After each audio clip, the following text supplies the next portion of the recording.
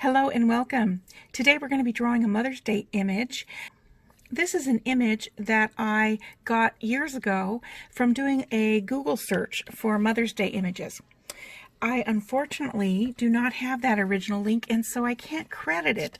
If you know who drew this originally, please let me know so I can give them the appropriate credit for it. But this is an example of how you can draw pretty much anything you want to.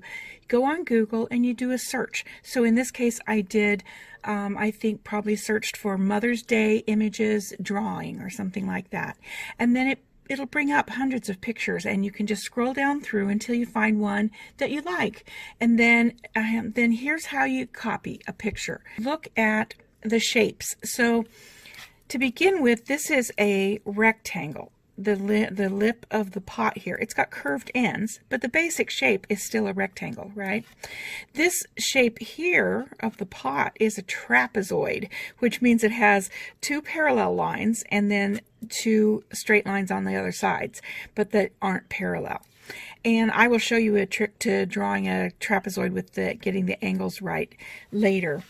Then of course up here is just a heart. We know how to draw a heart, and then little hearts like that. And then this for the shadow is an ellipsis. It's a flattened circle, right? So I'll show you that when we get there. But that's kind of how you do. You find a picture that you like to draw, look at the different shapes, put the shapes down on the paper, and then try to draw the rest of it to make those shapes into the picture that you're looking for. So let's get started. One of the problems people have sometimes is drawing too small. So be sure you draw, allow yourself room on your paper. I'm going to draw at least the first two sections of my finger. I'm going to draw my straight line for the lip of the pot, at least that wide. You might want to make it bigger or smaller, but you don't want to make it too small to start with, because it's hard to draw details when it's too small. All right, so I'm going to do that line, and I'm going to do a parallel line just right beside it, and then on the ends I'm going to do a little bit of a curved line to join those together. Okay, now for my trapezoid, sometimes it's hard to get the angles going the right way, so I'm going to look in the middle of what I want to call center, and I just want to draw a line really lightly straight down. Okay, now my pot is going to come almost to the edge of the lip, right? And I'm going to draw a line from that point down to this point. So I'm just drawing it down like that, and then the other side, same thing, down to that point. Okay, then I can draw a line across wherever I want my pot to end, and then erase those additional lines there. And now the sides of my pot are the same kind of angle, so it looks kind of even that way. I'm going to make the bottom of my pot just a little bit curved there, okay? And I'm going to draw an ellipsis around the bottom of the pot. This is where I'm going to put my shadow. Remember, we're not going to draw this harsh line in with our pens when we do it. We're just going to do whatever shading that we're going to do for the shadow. And in today's case, I'm doing cross hatching. I'm just doing lines one way and then lines coming back the other way. And see where the pot is, you're not going to see the shadow. The shadow is going to be on the side of the pot, underneath it. Okay? I'm also going to draw some little lines along the side. They don't have to be perfectly even, and they can be different lengths. As I get towards the bottom, I'm going to draw them a little bit longer, and then I'm going to go under and I'm going to draw a shadow under here by just drawing little lines all the way across, and that's going to give kind of a sense of a shadow on this planter. Now I'm going to go up and I'm going to draw my hearts, and I'm going to start pretty much in the center. Remember where we did the center of the pot there? I'm going to start up here, and I'm going to draw a nice big heart that's going to end inside the pot. and then finish that out the other side. Now remember, we're doing things in pencil, and so that gives us the chance to even things up. It's hard to draw a heart that looks really balanced, so you draw one side and then the other, then you compare them and see which one you like better. I like this one better on my drawing, so I'm going to try to see how can I make this side look more like this side. So this side, it stayed out a little longer before it curved in. See how that came in too soon? So then I go back and I fix it and see if that's what I want. Sometimes it takes me 2 or 3 times to do it, to get it to match up. So it doesn't have to be perfect, but you want it to be pretty nice because it's for your mom, right? I'm going to erase some of my lines down here that I don't want so I don't get confused and color them in with my ink pen. So the heart that's down below this line isn't going to show because that's buried in the pot, right? We're pretending we're growing a heart, right? Now, in this picture, I'm going to do 3 hearts. So I've got 1 heart, then I'm going to start somewhere pretty close to the center, and I'm going to draw another heart that kind of overlaps that one. And then I'm going to draw a third one, kind of put a point there and overlap it, maybe bring it in sharper, something like that. So you get a kind of a sense of some vines that are wound around each other. Now I'm going to add a heart down here, a nice big one, I guess, and a nice big one up here. And then I'm going to draw some little hearts in different places.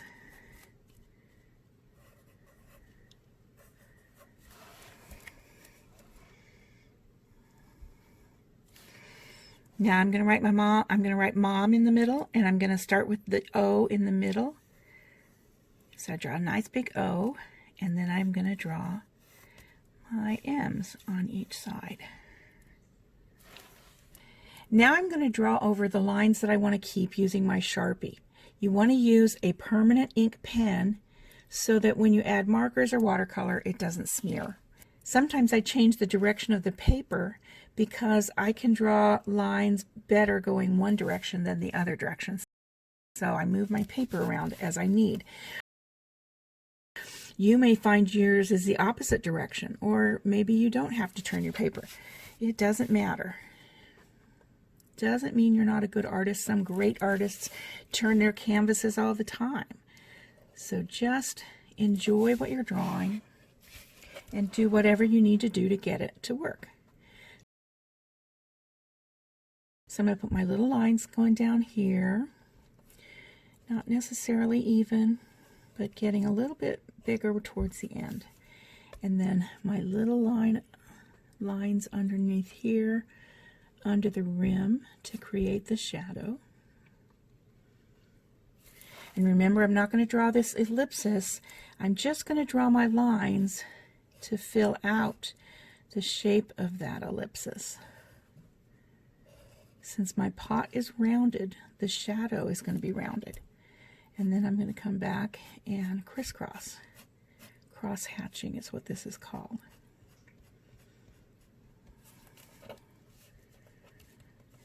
Now when I go up here, I'm going to outline my hearts first because I want those brambles or the branches to go behind the hearts. I want the hearts to show up nice. So I'm going to outline all my hearts.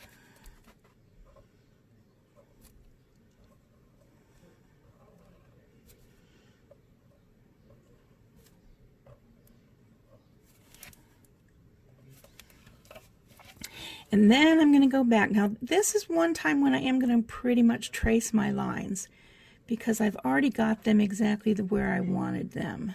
So I'm just going to draw my lines so they overlap nicely. Again, I'm going to change my direction of my paper to make it easier for me to draw in that direction. Your directions might be completely different. Especially if you're left-handed, you're going to do a lot of things differently than me because I'm right-handed.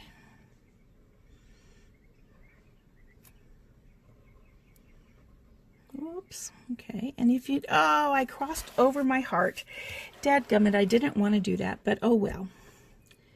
I did. So, you know, today is just a sketch. We're just having fun learning how to do something. So I'm not going to worry about it. If I was actually doing this as my Mother's Day card, I would start over so that I could get that right.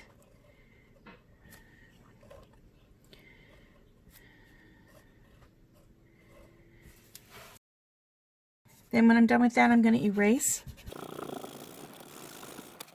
I'm going to start out with my hearts. You can obviously paint any colors you want. I'm just going to use some red for my hearts.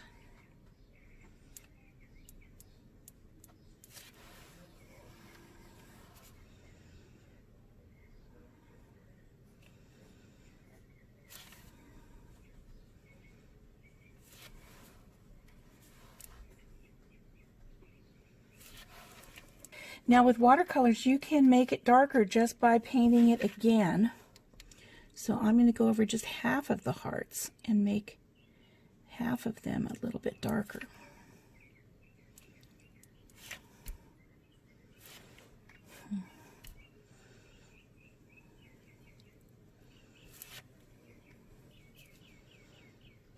And for those of you who want to know, that's called glazing, when you do different layers of watercolors to make it darker. For my pot, I only have this set of paints, you know, just the regular kind of 8 colors. And I don't want my pot to be a solid brown. So I'm going to start it in yellow. Kind of put some yellow down. And then I'm going to add some brown to that. And some places it'll melt or blend together, and some places it won't.